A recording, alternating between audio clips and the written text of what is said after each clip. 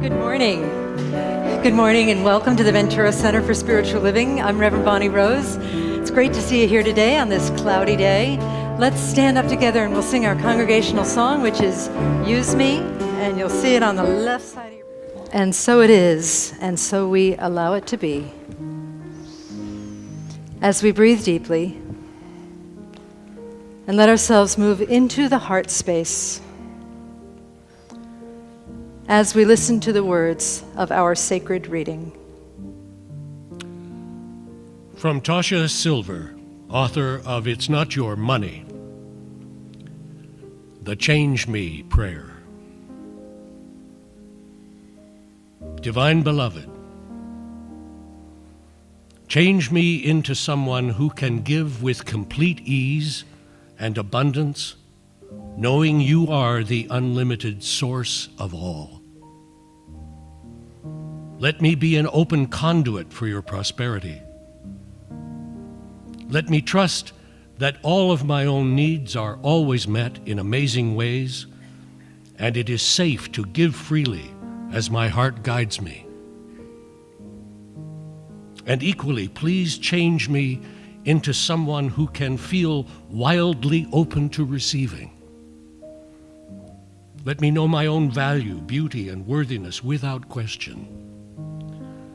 Let me allow others the supreme pleasure of giving to me. Let me feel worthy to receive in every possible way. And let me extend kindness to all who need, feeling compassion and understanding in even the hardest situations. Change me into one who can fully love, forgive, and accept myself, so I may carry your light without restriction. Let everything that needs to go, go. Let everything that needs to come, come. I am utterly your own. You are me. I am you. We are one, and all is well.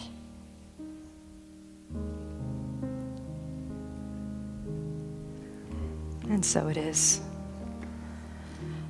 Remembering our oneness with the I Am presence, that is another name for love, divine power, absolute reality, God, spirit, holiness, wholeness. All of that is who we are. We are you, you are me, we are one. And so as we sing this together, we remember this truth for ourselves, of our own divinity, but we also spread this remembrance out to embrace all beings everywhere. Blessing the world with our song, we remember the oneness of all life. We sing together, I am remembering who I am. I am remembering who I am.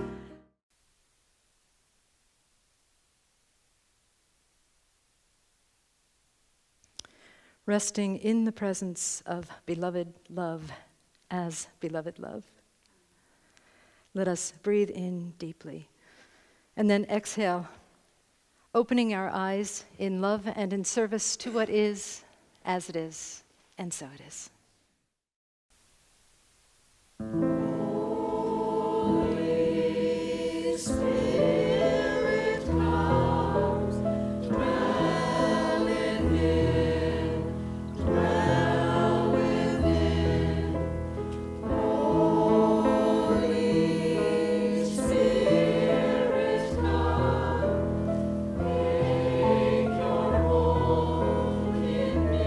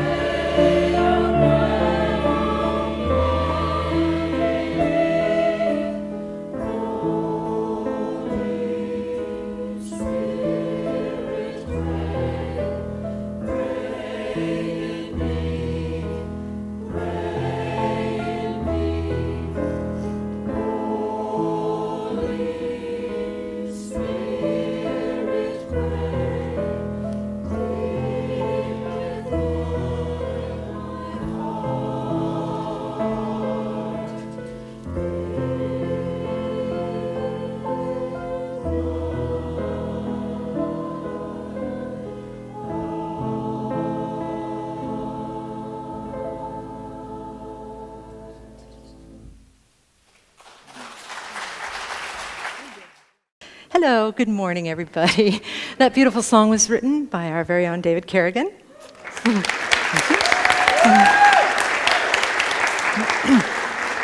Thank you for that. Appreciate it. I'm going to start today by telling you a story by the author Charles Eisenstein, who's one of my favorite authors. I don't know that he's famous, but he's really good. Anyway, he told this story about when he had written this book. I think it was his first book that he published, and he self-published. And he was just sure that this book was going to be a bestseller. He was affirming and just knowing the truth and absolutely trusting that this book would just sell millions and change the world. And every day he would look at his site where he was self-publishing, where he was selling it, and would be like 1 copy sold, 0 copies sold. In a month, 5 copies sold. He said to himself, what am I doing wrong? And so he went into a meditation, and in this meditation, an angelic presence appeared to him and said, Charles, I want to tell you something, okay? I want you to make a choice. Would you rather have a famous book, a bestseller, or would you rather do the work of loving kindness right where you are all the time? Just pretend it's a choice. You may be able to have both, but if you had to make a choice, which would you choose? Well, I'm sure he was tempted to do the famous bestseller, but probably rolling his eyes, he said, oh, well, I'll do the work of loving kindness right here where I am right now, I suppose. And he did, and he let go of his attachment to his book selling and becoming a bestseller. Shortly after that, Oprah called. And I don't know if his book is a bestseller, but he is definitely doing the work of spreading love and wholeness in the world. And that story is one way that he does it in terms of spreading this idea that when we pray for a certain result, it's usually wiser to let go of that result and just let the Holy Spirit, the wholeness of spirit, the change me message of the Change Me prayer that Hugh read, let that change us from the inside out so that we can be who love wants us to be in any given moment. But I also find that question that the angelic presence posted to Brother Charles was interesting. Would you rather have a bestseller, or would you rather do the work of love right here where you are now, at all times, as much as possible? Because I often use that question for myself, but today I'm going to use it on you guys. I'm going to ask you, would you rather try and control everything and live a quiet life of desperation?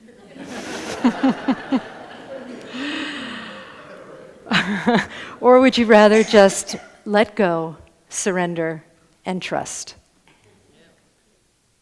How many want the first one? Okay, oh yeah. Sometimes, right? Sometimes we want that first one. We want to control everything because surrendering seems frightening to us. But really, I think it's because we just don't understand surrender and we don't understand trust. Dr. Ernest Holmes, the founder of our teaching, said that learning to trust will make us happy. And I always say, well, trust what? What am I supposed to trust? Well, it's trust divine love. That will make us happy.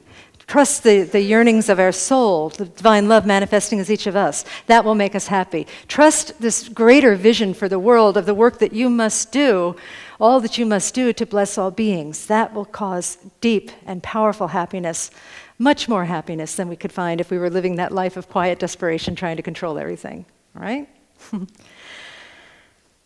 So this talk is about the technology of trust because we don't necessarily know how to trust.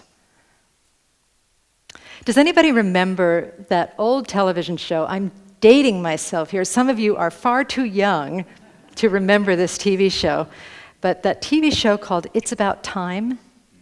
Yeah, can anybody sing the theme song? It's about time, it's about space, it's about... Okay, never mind, that's enough. Okay, yeah. So the premise of this TV show, for those of you who were not privileged enough to see this great piece of art, was about astronauts in the 60s or so that traveled through time and went back to the days of the cave people. Are you allowed to call them that these days? Everything's so politically correct. Can you say caveman? I think you can. Or cave woman, cave persons. How's that? What did I hear? Persons who dwell in caves, yes. Anyway, so they went back to the caveman time. But then what happened after, I don't know, the first or second season or something, was that they figured out how to get back to the present, to the 60s, and they brought a couple of the cave people with them. So the cave people came to the 60s, and they were bewildered by everything that they didn't know, by all of this amazing stuff around them. And I have to tell you that sometimes I am bewildered by all of the amazing stuff that we have here. I mean, the internet. Anybody remember the first time they bought a book from Amazon, or they downloaded a book? You're like, I pushed a button and I have a book. How did that happen? Where did that book like fly through the air into my little device here? You know, and then I shared with you before that I got an Alexa over the holidays of Echo, Amazon Echo, which is like Siri, but it's a tower, and you speak to it and you say, Alexa, play Mozart, or whatever you want to say. And you know, I like to visualize like the cave people looking at that and thinking that Mozart is actually in the Alexa, and Ella Fitzgerald is elbowing and trying to get out of the way so that she can do some singing, and they're all bunched in there, all these little beings in this Alexa, and finally when I call them forth, one of them can sing its song. Am I weird? No. Yeah, okay, you're, okay, thank you for being honest, Joan, I appreciate that. But there is this mystery of technology, and the thing is that we don't really need to know how it works, we just need to know how we work with it. And that's a lot like God and spiritual law. If we think of the internet as infinite possibilities, because it really is, and if we think of Alexa as having infinite numbers of things that she can tell us or songs that she can sing, because again, it really is, we need to have the tools to access that infinity. And we can call Alexa the wrong name. I called her Siri the other day by mistake. She had hurt feelings. She didn't respond to me when I called her Siri, you know? And we can push all the wrong buttons and the internet won't come on, but it's not the internet's fault. The internet has been there forever. Even in the time of Moses, all of the science that created the internet was there. It's just that we didn't know how to use it. And that's why Ernest Holmes says that there is a good for you, and you can use it, but we have to learn how to use it. You know, when I talk about the internet in this way, sometimes people say, well, sometimes the internet doesn't work. You know, have you ever like sent an email and it hasn't arrived? How about that, Reverend Bonnie? But again, if that was you, I forgive you, by the way. I don't remember who it was. Again, it's not the internet's fault. There's some technological or equipment issue that is failing. The technology that makes the internet send emails, or that makes information come into the emails, or that makes a modem work, or that makes Alexa be able to sing Ella Fitzgerald, everything from Ella Fitzgerald to Philip Glass to Beethoven, all of that is intact. It's just our access of it that needs work. So that's part of what we're doing today, is learning how to access the infinity, the infinite and eternal nature of God. And I would say the reason that Ernest Holmes said that learning to trust will make us happy is that trusting in love, trusting in the supreme power and the omnipresence of love and our role in love, trusting in absolute reality and our place in it, which is an omnipresent part of love, an individuation of love. That is how we access the technology of love, through the technology of trust. We have to trust. A few weeks ago, I gave a talk about how we can let go of stuff by saying, leave it, leave it, leave it, right? A lot of people I say that to my dog when he picks up a Kleenex or something on the trail. Barty, leave it. And a lot of people have been repeating that back to me, and that's when you know you've been successful, when people can express the vision as expressed by your dog back to you. But you know, there's another way. Leave it is one way. In the book that we're featuring this month, It's Not Your Money, Tosha Silver suggests that like you smash a bunch of stuff, like smash coconuts, or you rip the heads off of stuffed animals. And I personally cannot do that. because I love, I think those coconuts want to live too, and so do the stuffed animals. So I came up with another object lesson in terms of how we can release something, particularly our bloated nothingness. Before I call up my spokesmodels, I want to tell you that our stories about why we cannot trust are bloated nothingness. We have all kinds of reasons why we can't trust in love. we have all kinds of reasons why love will somehow be against us. Perhaps you were raised in a church that made it sound like God was a judge or a cosmic punisher or what have you. And even the words of like old hymns can kind of set you off. I was thinking of old hymns about trust. Anybody know? Trust and obey, for there's no other way. Everybody, to be happy in Jesus, but to trust. Okay, first time ever in this church, except maybe when the Baptists were here. Anyway. Trust and obey, that sounds like it, with our ideas about what obeying means, it means that somebody or something is going to try and get us to do something and toe the line and do something that we don't want. But really what obey means is to cooperate with spiritual laws. Like we have to cooperate with the laws of the internet, we have to cooperate with spiritual law. The primary spiritual law is that our thought creates experience. Our belief creates experience. So you see what you believe. You don't believe what you see. You actually make up stuff about what you see. You see what you believe. Okay? That's the primary spiritual law. Another spiritual law, two spiritual laws that Ms. Tosha Silver talks about in this book are that for every problem, there is already a template for a solution in place. For every problem, there's already a solution in place. We just have to open ourselves to receive it. That's why we did the Change Me prayer. It opens us up to receive solutions for any problem. And another thing that Tosha Silver says is that God, she's not the only one who says this, but that we have to constantly remember that God, love, whatever you want to call it, the divine is our source, always. It is the source of our life, of our breath, of our body, of our thoughts, of our oneness. It is the source of everything. And so how do we trust that when we've had all kinds of programming and perhaps all kinds of evidence that says that we shouldn't trust it? Perceived evidence that says that we shouldn't trust it. How do we trust that? Well, we get our bloated nothingness out of the way, and I'm going to invite my three spokespeople to come forward. There you are, okay. And we're going to do a little demonstration. You are the face of bloated nothingness. We hold you in our heart. Okay, so they're going to blow up balloons, and as they're blowing up the balloons, I want you to project all of your reasons to not trust on the balloons. Oh, God doesn't like me. I don't deserve to trust God. How can God possibly love somebody like me? God is a cosmic judge, a cosmic punisher. God is bad. Okay, that's enough. I don't want it to pop, okay? So just for a moment, just again, project all of the reasons why you think it's not safe to trust. And then don't do it yet. I'm going to cue you, okay? I'm going to ask you to let it go. You can let it go fast.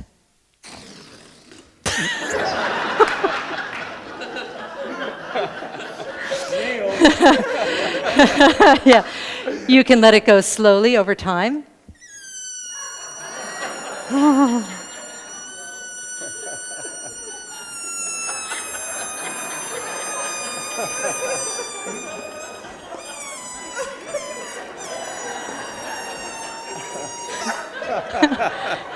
That was beautiful.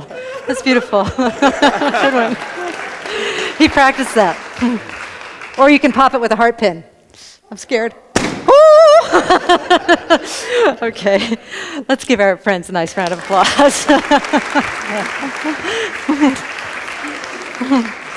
See, and the point of that is that the story that you are making up about why it is not safe to trust, the story that you are making up about not trusting or that you don't deserve to trust or that love doesn't love you, it is as bloated and as nothing as the air in those balloons, and it is as easy to let go of. You can let go of it in any of the three methods that I suggested.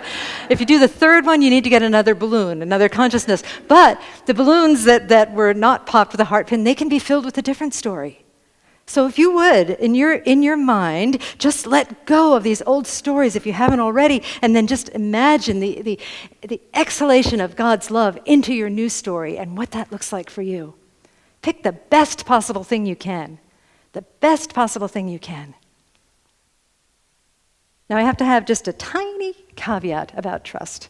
You know, whenever I talk about, again, when I talk about stuff like this, people will say, well, there are certain people in certain situations that you can't trust, right? And I believe that that is true. We're not trusting in God in that situation, though. We're trusting in a person or a situation, or we're falsely placing trust in something.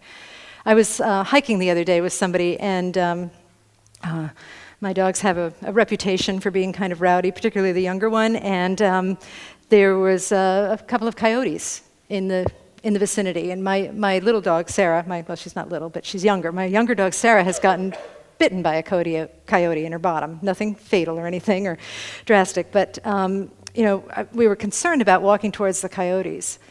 But being die-hard hikers that need to get to the place where we intended to go,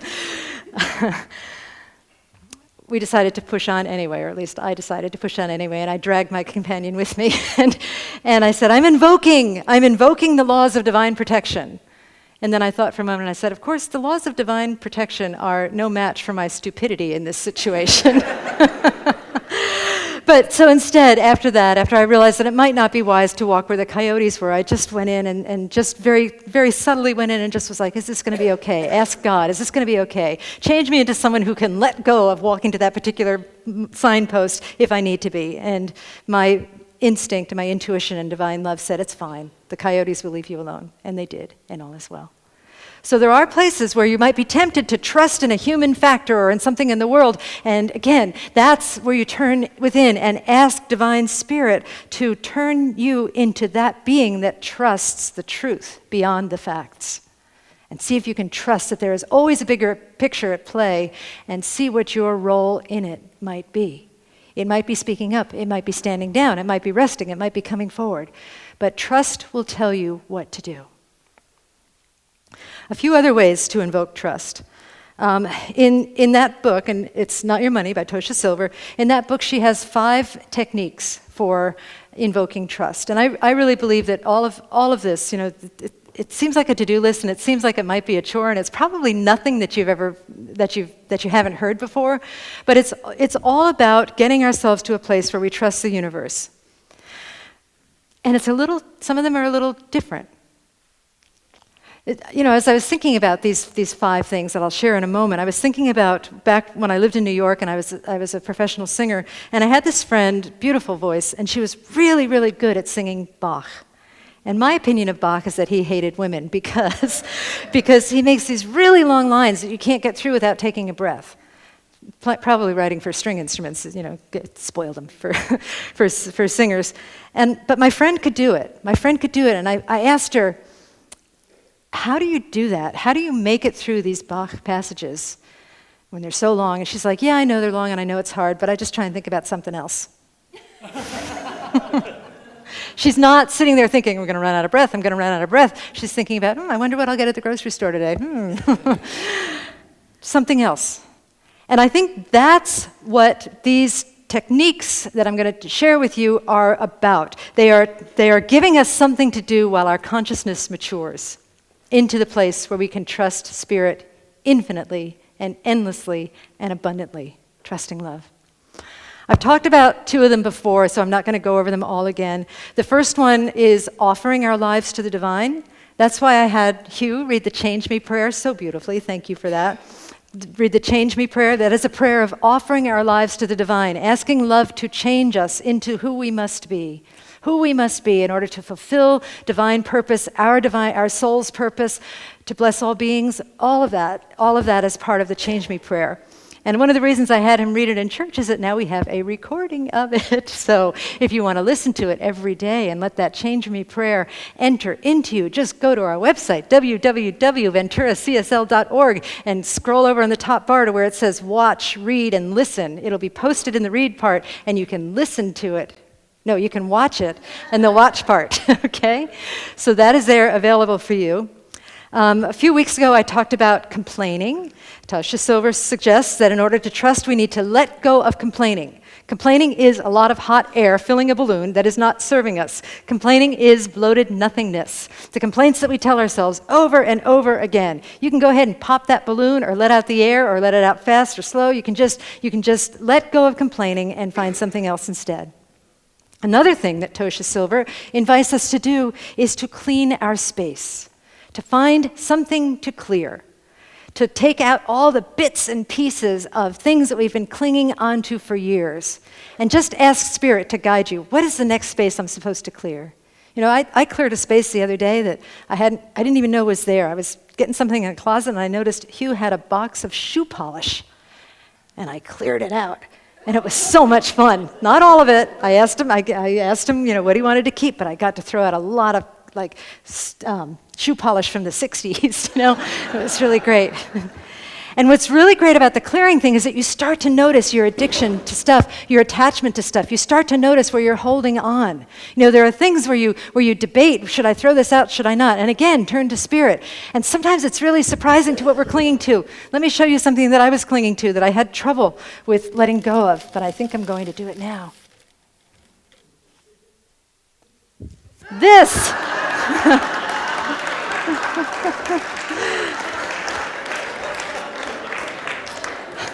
Like, Bonnie, seriously, what are you clinging to?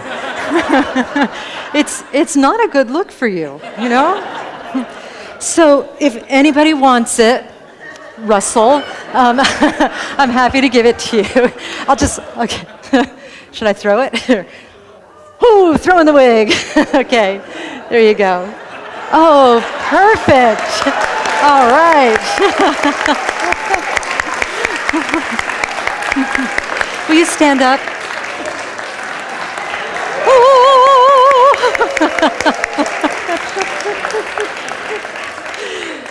I don't know. You look kind of like, I think there was a version of Jesus Christ Superstar where he had a wig like that, you know? I feel kind of like I'm in the presence of the divine when you put that thing on.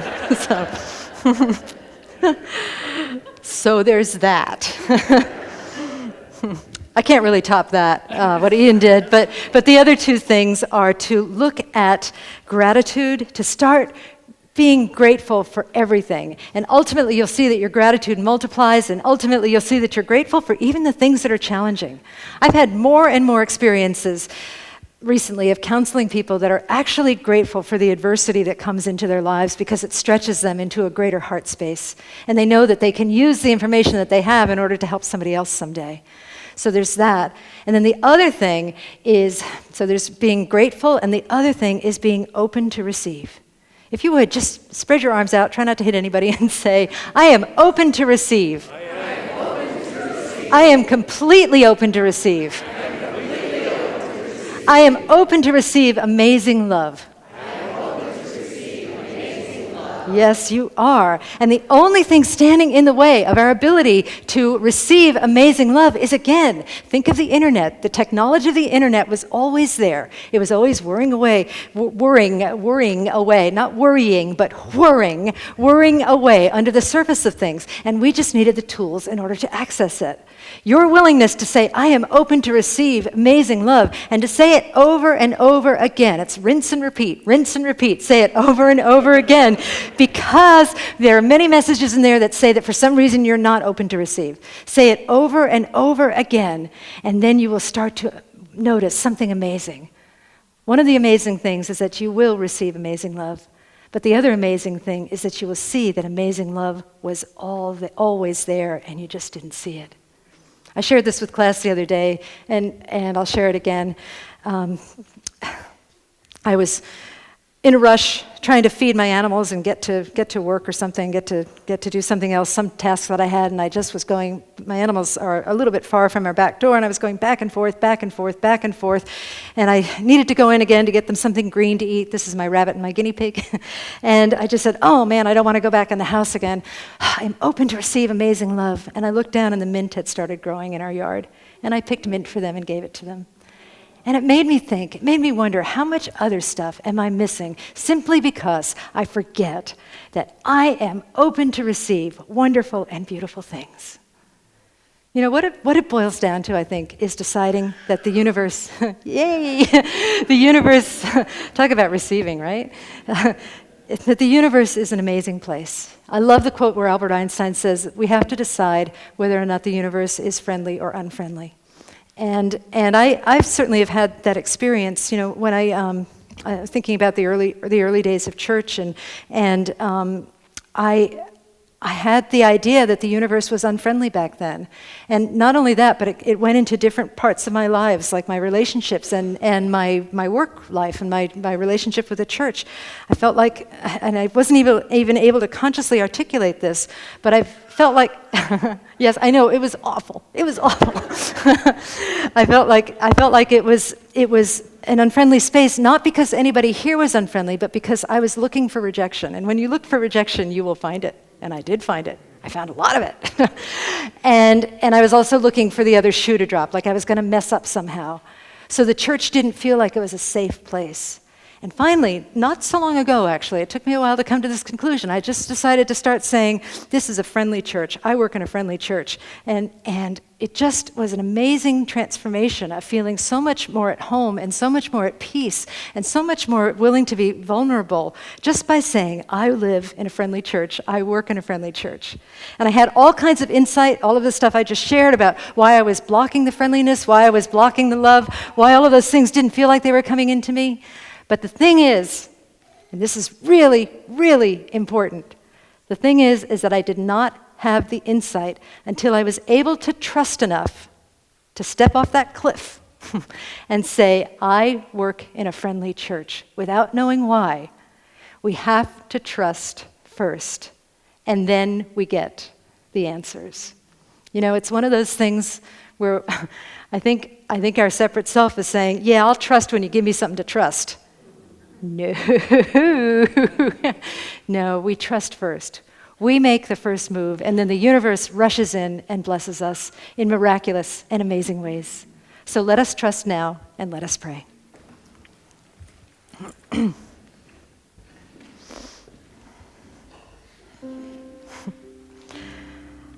Oh, Divine Spirit, how wonderful it is to know that love is here in this beautiful, beautiful sanctuary, living and moving and having its perfect being in everything and everyone, in squeaky balloons and in curly wigs and in beautiful hearts that are opening up to the miracles of love. I am just so delighted to be here in this friendly universe, in this friendly center, connected with love, and knowing that the same is true for every single person here, that every single person here is a divine emanation of love, and therefore just automatically, intrinsically connected to the divine that is. And so I rest in that place with all beings, the beings that are here and all the beings in our lives, all the beings that we don't even know. We are all part of that wholeness, part of that love, and how beautiful it is to remember that as we surrender to that beautiful, beautiful presence and allow it to live through our lives. We acknowledge that love uses us for a high and holy purpose, and so we allow that purpose to come through.